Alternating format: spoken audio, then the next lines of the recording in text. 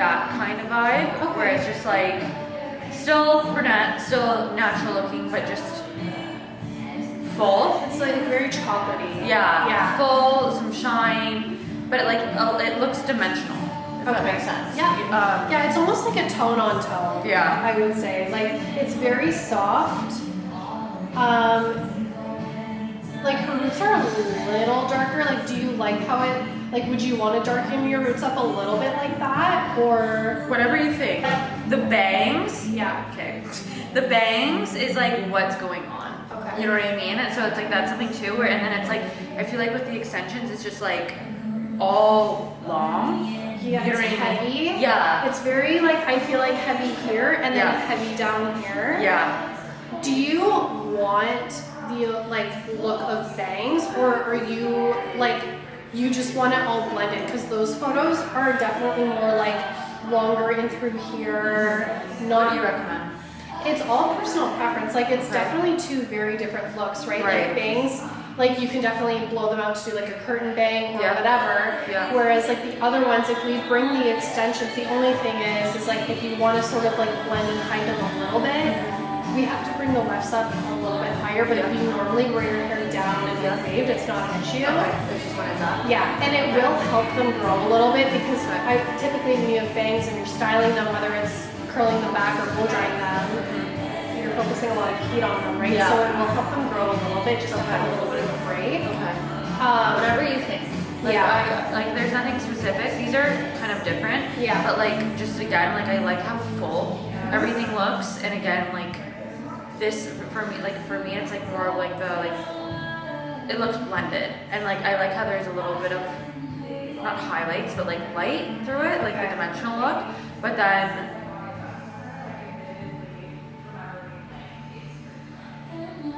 Like I like this color more, I think. Okay, so you like the fullness and the color pattern of the first photo, but with the tone of the second, basically. Yeah. Like, yeah, so you like how the other one with the highlights, you like how this one is placed with the fullness of her hair, but you like the tone of the other one. Like, like this so color, like exactly. Yeah. And I kind of like how her bangs are like this. Yeah, like I would say her bangs are definitely longer. Like she probably has the face framing starting at around like just below the chin. Like you can see like the first starting piece right here. Yeah. So maybe like, and I don't think this is layered, like unless it's long layers. Maybe long layers, because it's like again, it just feels like right now it's all just like all like heavy. I see what you mean here. It's definitely like. If it's very minimal layers, but I think it needs to be blended out just a bit more. Okay. So there's a couple things that we can do. So I'll remove your extensions. And what I can do is actually like do your install first, and then I can do your color. Okay. So you're not gonna need much, like really like highlights or anything throughout your hair, like just a few. Just because you do want to keep it more tone on tone, so by the time we darken your roots a little bit and then lighten up your ends slightly, it's going to blend, and then I can tone everything together and make it just all cohesive. Okay. I like to do that sometimes when I'm just like trying to do a bit more of like a color match and everything. I feel like it turns out really, really nice. Awesome. So I'll show you some like extension shades and we can go over that. Okay, so let's get started. So the first thing I'm going to do is remove all of her extensions. I believe when I was looking through, she had about 6 rows, which is a lot. So when you're removing extensions, you want to be really careful. They are pretty grown out. It is a little bit hard to see because there is a little bit of a shadow, but they were pretty grown out. When you're removing extensions, the first thing you want to do is cut the sides of the thread only. You want to make sure you're not cutting any hair. When they're grown out, sometimes there's like little hairs caught in it, so you just want to be really careful. When I started removing these wefts, I noticed that it was a different method, which is completely fine. The first thing I honestly want to say is there's nothing wrong with like someone coming in and having a totally different placement or method. Everyone does things differently. It doesn't mean it's wrong. It's just different from what I'm used to, which is totally fine. So then after you remove that, you want to take the beads out, and then you want to brush out all of the shedding that's accumulated over the past couple months from the grow out. And then I just move all the way up the head and remove all of the extensions. There were 6 rows of hair, which is a lot. The amount of hair that you need does depend on the natural length of the client, but I like to do longer rows around the head so you get more coverage, which typically means you could use less rows. It's just easier for them to maintain at home, like washing and stuff. And this is what it looks like. I did 3 longer rows on her. It's super blended already, and I haven't even done her color. If you're someone who wants to learn extensions or you've been interested in them, stay tuned because we have something extremely exciting coming, and we'll announce that shortly. So we installed her extensions. I'm going to do another video on everything extensions shortly, but for now we're just doing I installed her extensions before so I can make sure that everything is properly blended. She doesn't want too many colors going on. That way I can customize it a little bit more for her. So I just mixed up some Moroccan Oil Blonde Voyage Lightener. This is our favorite lightener. It's amazing. I honestly don't use like any other lightener. Just with 10 vols, she doesn't need it too light. The pictures she showed me were just a little bit darker than my hair now. So we're just gonna keep it really natural, dimensional, keep that depth in the hair. She wants to really grow her hair out and focus on hair health. So we're just gonna do a little bit of blending and lightening with I'm gonna do a mixture of baby lights around the face, detailing around the hairline, and some tease-lights. So I'm going to start off by sectioning out the back of my mohawk section. This might look just slightly different than a regular mohawk section just because we are working around the extensions.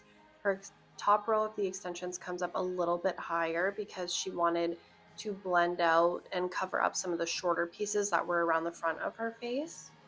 I will show you how I do the front sectioning as well. But when you're in the middle of the section, I basically take it as wide as I can. And then I work on the front after. So I'm just taking a slight weave and then back combing it. For my first section, I like to do a few weaves when I'm first starting foiling, whether I'm doing highlights or tease-lights in that area. It just kind of softens it a little bit because everything lays kind of back flat in that area. So if you do too many and you're not trying to be bright and you want to have a lot of depth and dimension, it's good to sort of keep your sections just a little bit wider and softer in that area. So again, my next section is going to be another weave, and you can see that my section is like a bit thicker here. And then I take a smaller weave and back comb. When I do my tease-lights, I do like to keep most of the lightener up a little bit higher as well. That's where you place your lightener on your section that's where your brightness is going to start. I do like to keep it a bit higher because I like to control my root smudge, whether I want it longer or keep it shorter. I like to have the option just in case, if a client changes their mind or anything. So I like to just leave myself enough room to smudge more if needed. This is a typical section that I like to do when I'm doing anything where I'm creating a really soft blend of dimension. Doing it this way is going to keep it really natural looking at the top. It's going to allow you to see that dimension in between, almost like a blended highlight.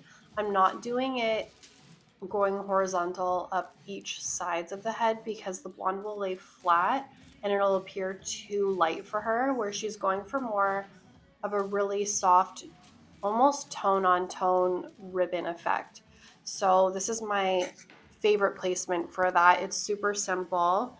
You literally just go all the way up the top of the head, and then you'll focus more on the detailing on the sides, and that's where you're going to get a lot of your customization.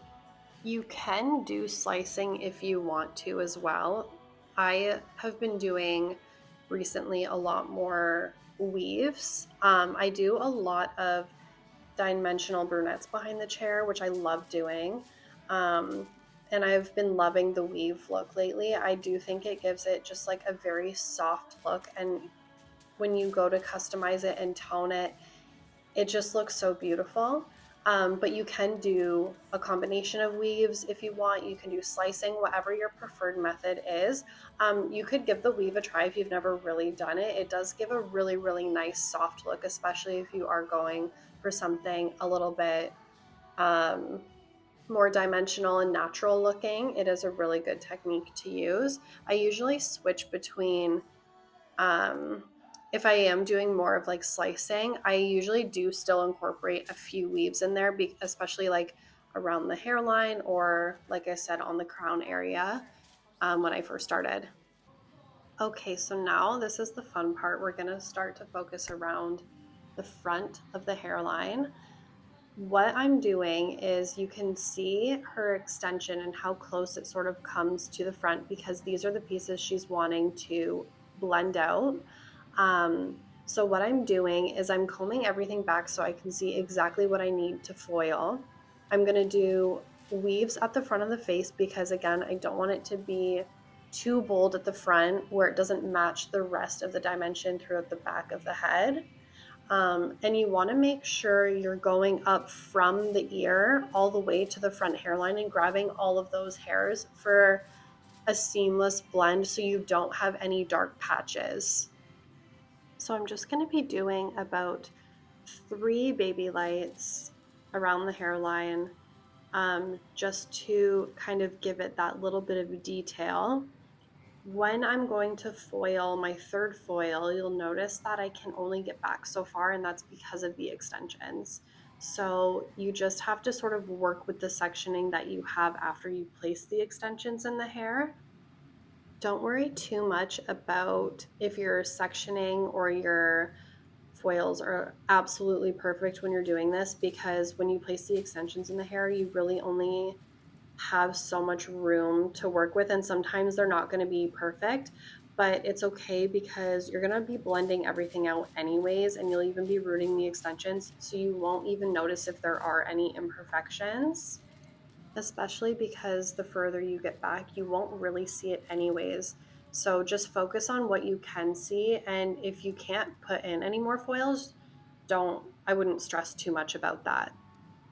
So it's about right here that you'll notice I can only get maybe 3/4 of the way down, and that's okay because like I said, I'm going to be blending that out anyways, and I'm not going to be foiling much more than the 3 foils behind that.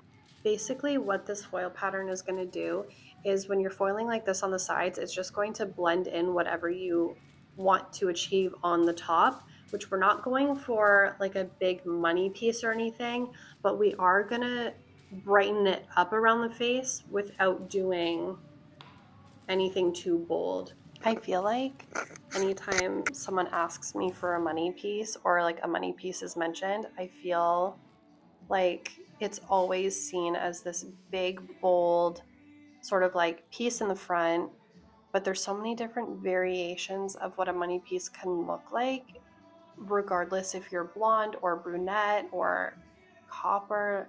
There's so many things you can do. So anytime someone asks me for a money piece, I always do a deep dive in my consultations about what they want it to look like, what a money piece is to them, and I always give them options and explain the different types of options there are. So if you're a stylist who's sort of been wondering about more hairline detailing, face framing detailing, advanced techniques, let me know in the comments below and I can do a separate video on that. It's actually one of my favorite things to do.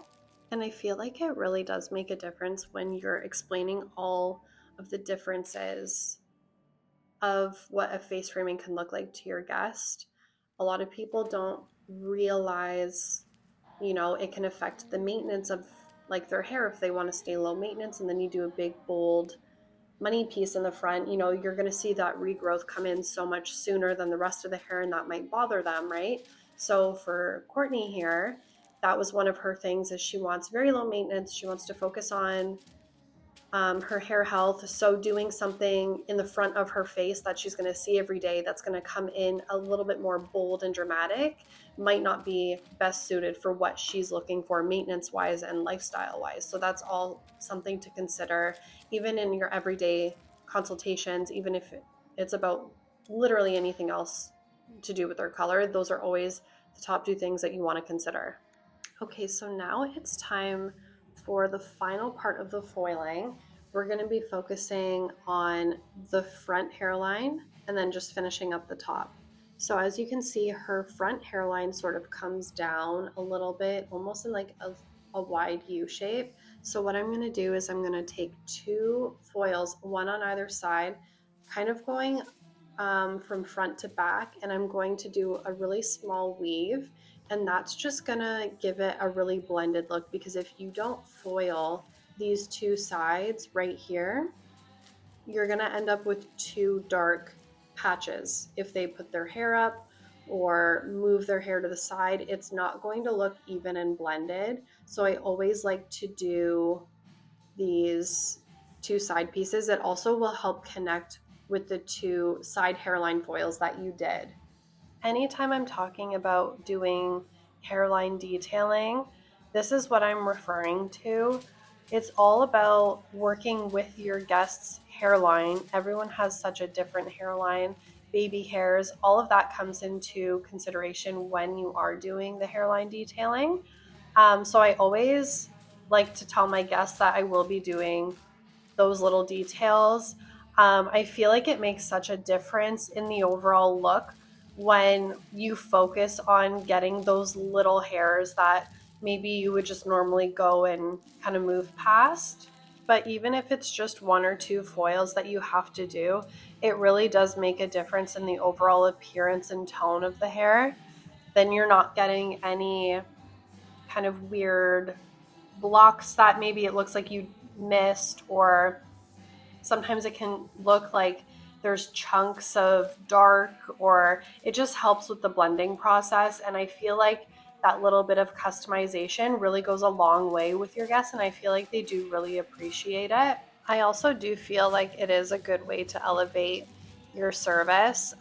We actually offer just a face frame appointment at our salon, and our guests love it. They'll come in for that appointment in between like their full blonding sessions. So it's also nice to know that that could be a service that you could add to your service menu as well and bring in a little bit extra income. So now that I have the sides out of the way, I'm just going to move back up the head and do my fine weaved baby lights. And I'm going to do a few of these pretty much back to back, leaving still hair in between. And then as I get further down the head, I'm going to slowly transition that into tease-lights again. So you'll get more and more root as you're going.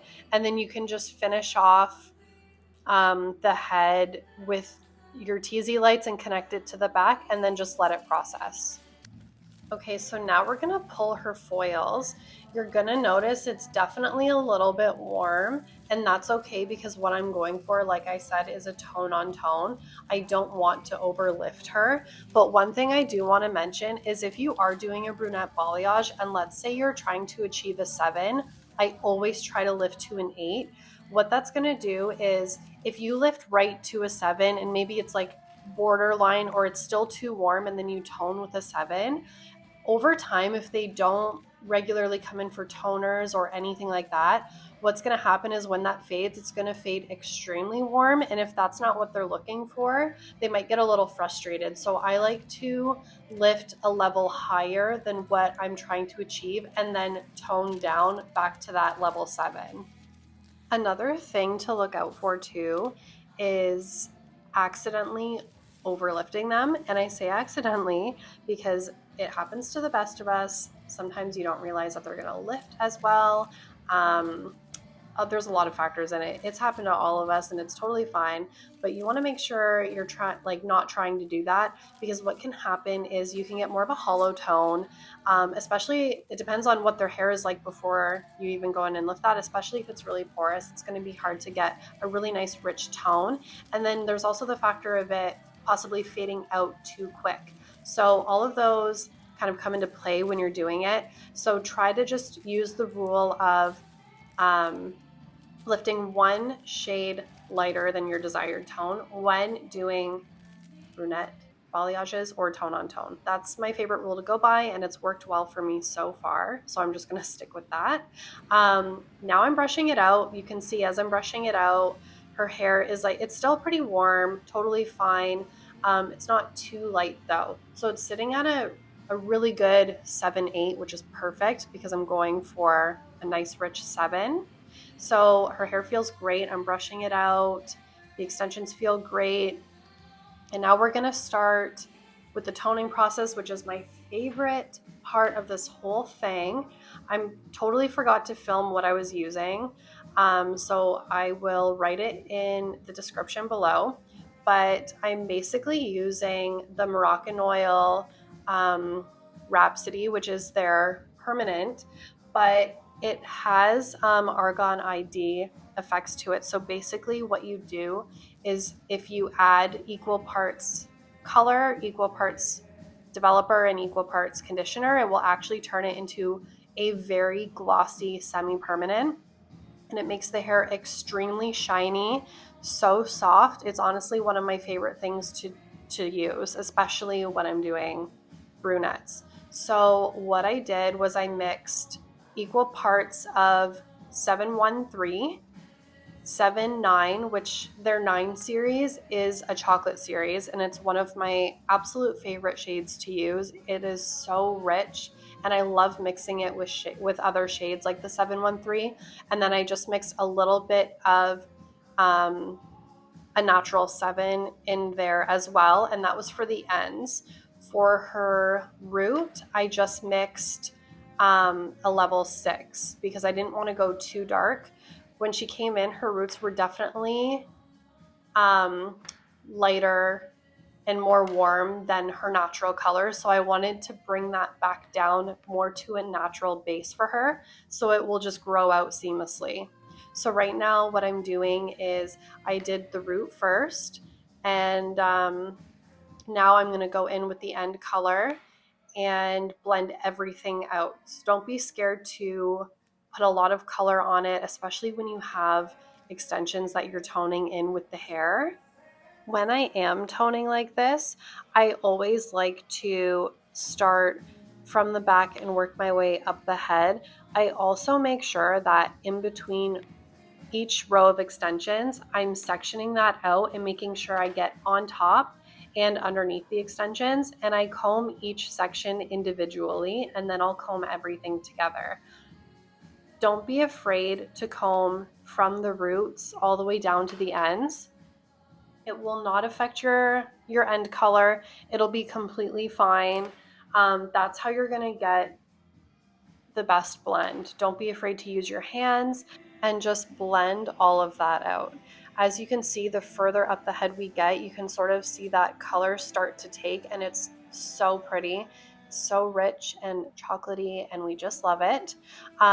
So just make sure when you put the root on, you're putting enough color on because the extensions will sort of soak it up, and you want to make sure, just because the extensions are, there's 2, it's basically doubled. So you want to make sure it's very saturated so that you can get proper coverage. See, I'm going in with my hands there just to make sure everything is blended out. Once I do the root, I'll take the end color and put it even just a little bit higher because it'll sort of create a buffer in between your root and your end color. And then when you comb everything through, it's just so seamless. Okay, so now we're at the part where we foiled. So this is what I'm talking about, where I like to keep my foils higher than maybe what we've discussed, or just in general, I like to keep my highlights closer to the root because now I can control exactly where I want my root to go. If you foil and you do tease-lights or whatever and you do too much back combing, it's going to be too soft of a blend, which is completely fine if that's what they're looking for. But if they're looking for more of a blended highlight where it's closer to the root, you're gonna want to make sure that you keep that blonde or whatever the color is that you're doing higher. Another reason I like to do this is because sometimes you get clients in your chair who are looking for a balayage. Maybe they've been blonde for so long, they're not going to realize how dark they feel. So that's another thing that I always tell my clients when we're transitioning from highlights to a balayage, or if they're just used to feeling lighter and they want to go a little bit darker for whatever reason. I always suggest keeping the root a little higher so that they can see it, because it's so much easier after I blow dry them if they're like, actually, you know what, like I think I prefer it like a bit more rooted. It's always easier to go back in and root it more, but if you root it too much, you can't really pull it out and get the desired blonde that they're looking for if they're looking to be pretty bright. So it just gives you a little bit of wiggle room in case there's any changes that you need to make. So it's just easier on your part, and then they can kind of see it both ways and decide then. Moving on to the sides of the head, you're going to follow the same placement and sectioning as the back. The only difference is you're going to decide, do you want to keep the root a little bit higher since it's around the face? I typically like to do that. It's totally personal preference, and whatever you and your guest decided.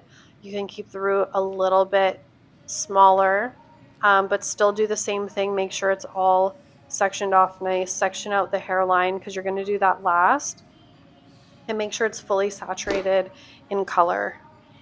As I'm toning, sometimes what I like to do is, especially because I'm relying a lot on the saturation to give a really good coverage for the root, is I'll go back in and just double check everything, which I feel like you should do anyways because you don't want to miss any spots. You want it to be all seamless and blend perfectly.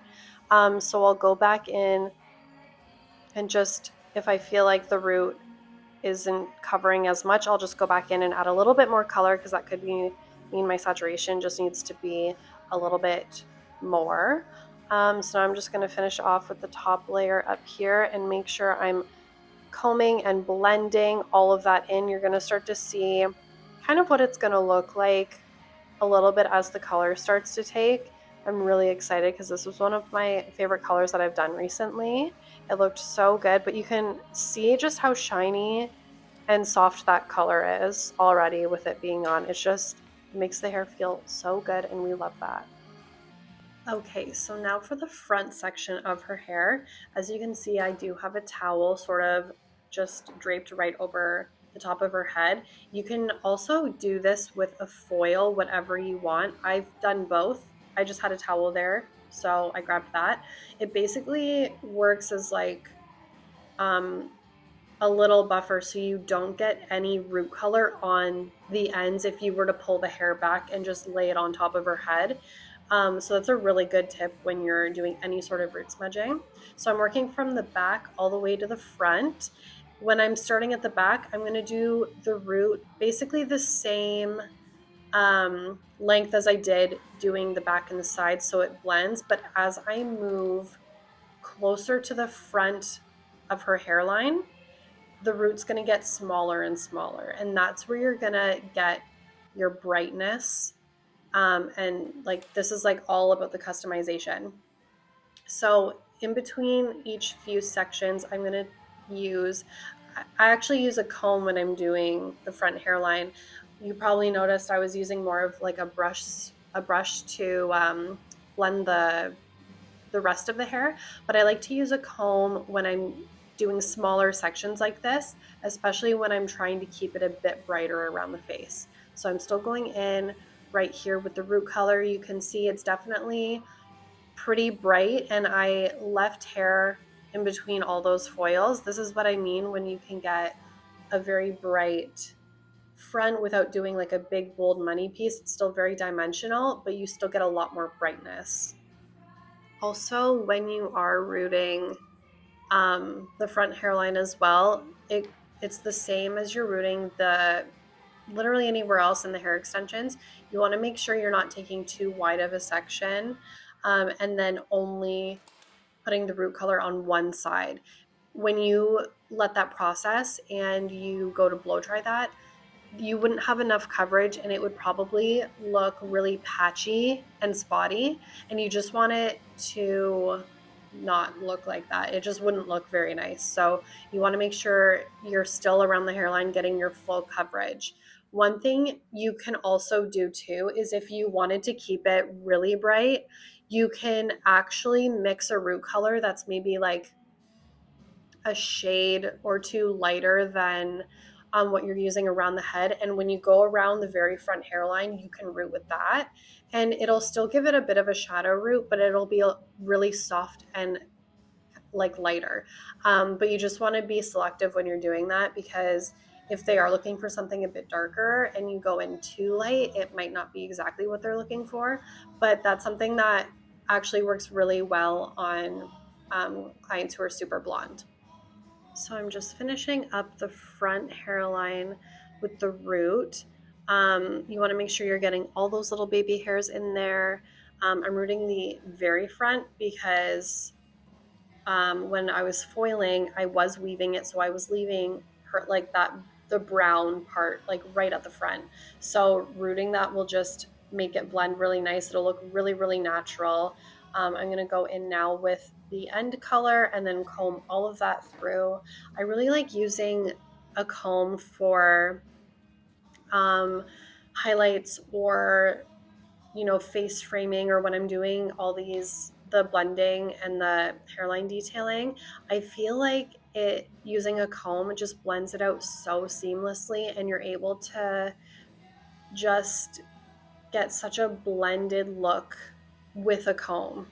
I don't really know how to describe it. It's just, I feel like, because obviously when you use a brush and the bristles are so much further apart, the comb just gives it a little bit more of a seamless look. So sometimes I'll go over certain parts with the comb, or I just want to make sure it's going to be super blended.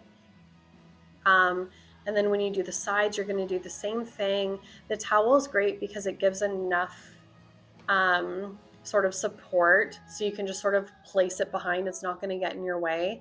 You want to make sure that when you're holding the hair up, when you are doing any sort of rooting, that you're not letting the ends touch the root, because sometimes if people have like really porous hair or anything, you just don't want to chance getting splotchy ends, because you just did all that hard work to lift it out. You don't want to go back in and do like a little bleach bath and ruin your toner and all of that. So just finishing up with that root, and then you can sort of see the color start to take on the root and the ends, and it's just looking so, I know I keep saying this word, but seamless. That's everything we're going for. Blended, seamless. We just love it. Now for the exciting part. Now we can see the finished result.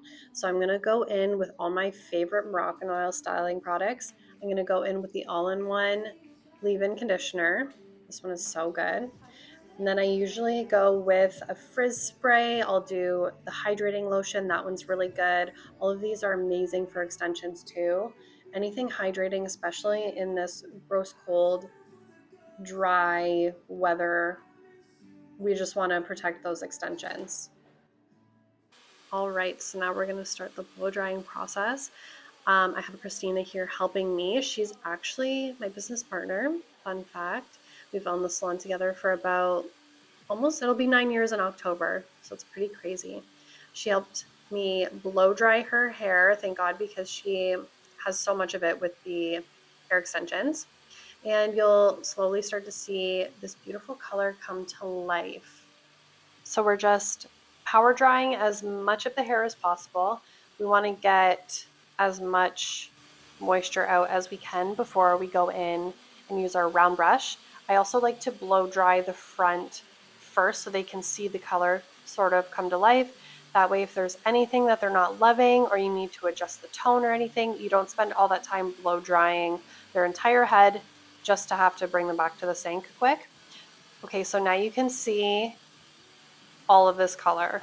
Like, look how blended that is just from the back. I haven't even done any cutting yet in the extensions. That's literally just her color and the extensions.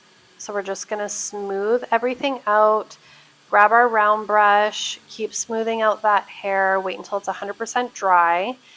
After it's all dry, that's when I'm going to go in with my scissors and I'm going to do any layering and extension blending and trimming that I need to do in order to make it appear a lot more natural. The blend just with the color itself is really good, but there's still parts that you would need to blend out. You can't just leave it straight.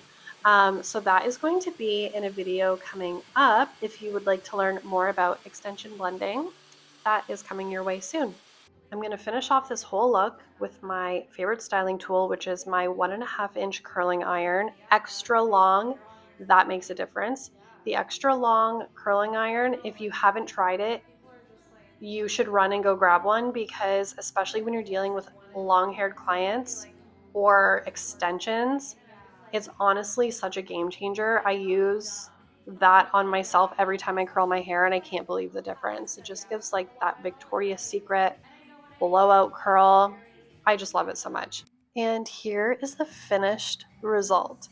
Let me know what you guys think in the comments. I'd love to get your feedback. Let me know more of what you want to hear.